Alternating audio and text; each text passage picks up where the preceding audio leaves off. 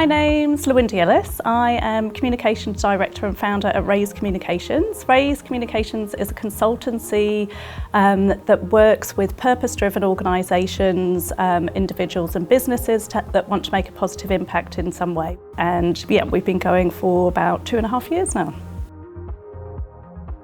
I didn't set out to go into PR and communications mainly because I didn't know it was a career option when I was deciding what to study at university. So I did an art and design foundation in the UK at Chelsea College of Art and Design, and then decided to go down the route of fashion design. I've always been a communicator and I love that communication element, and I think that's what drew me to some of the creative sort of side, and I've really been able to sort of blend the two sort of in my career. When I came to New Zealand, which would be about 14 years ago, because the market's a lot smaller here than the UK, it has certain benefits that you get to work on lots of different types of brands, lots of different types of sectors. So I really extended, I guess, the breadth of my knowledge of PR and comms. So working for independent agencies and then going and setting up the PR offering for FCB, and then working with some of the bigger sort of advertising agencies for their PR offering. So I guess I've had a bit of a meandering sort of career, and I think I was just really fortunate to kind of fall into that initial job outside when I graduated, because it's the perfect kind of career for me and kind of what my sort of passion is and what my sort of skill set is. So yeah, I feel very fortunate.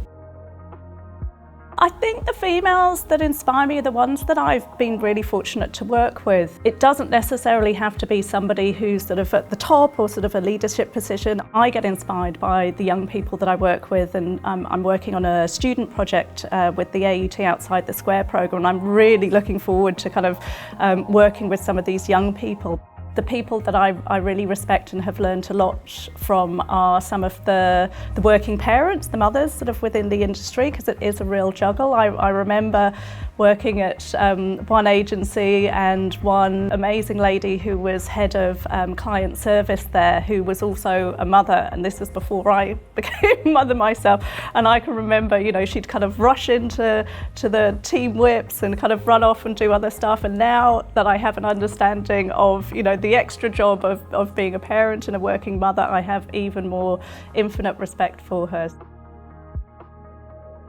I have actually been working with PRINS on, they have a work stream which is looking at diversity and inclusion sort of within the industry, and at the moment it's looking to kind of address sort of various different areas, so from the leadership area to people coming within the industry, looking at what are some of the barriers and, you know, what the industry can do to kind of enable and sort of support people through. I would like to see it improve and sort of grow, and you know, I think as communicators it's really important that there is a very good representation of the breadth of different ethnicities and backgrounds within New Zealand, because in a way we are kind of helping, along with sort of the media industry, shape the perception of what New Zealand is. So unless you have people that are representative from the breadth of New Zealand, it's not going to be an accurate sort of presentation of who we are as a country. I set up Raise about 2.5 years ago, pre-COVID, and I did it for two reasons. One was I have spent a lot of my career working for commercial brands, helping them kind of sell and market and promote their products. I've also had the opportunity to work on some great cause marketing and work for not-for-profits, and I'd realised that those were the projects that really kind of lit my fire and got me really excited. I felt really driven to kind of give something back. So the goal of Raise Communications is really to, I guess, sort of help organisations make a positive impact. And, you know, even more so with what's going on in the world now, you know, we've got COVID, we've got kind of crazy stuff happening with climate change. You know, I think everyone has a responsibility to look after the people and the planet. You know, we've only got one home here, you know, there is no plan B. I wanted to have something that had more flexibility for me as a working mum, that I could manage my work life and my sort of home life sort of together without having a complete meltdown and sort of being burnt out. So yeah, I guess those are the two drivers sort of behind Raise. I really actively look to seek out people who are the best people for the project and have the skill set, but have a, kind of a diverse sort of background. I didn't train sort of in PR, but I seem to have done okay. So I didn't want to restrict the different types of people, whether what their background is, I guess sort of ethnicity, or what age they are. So, that's one thing I'm really conscious of doing when I'm choosing people that I work with and sort of work for Raise, yeah.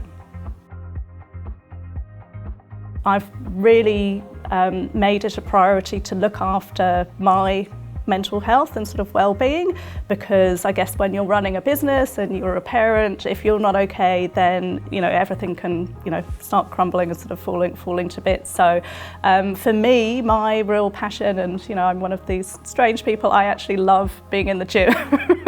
So that is something that I've made a non-negotiable. I need to kind of have exercise, also get outdoors, kind of get into nature, eat well, kind of try and get as much sleep as I possibly can. And I've realised that I need to make these things as important as my client work, as important as sort of anything else, and really prioritise them.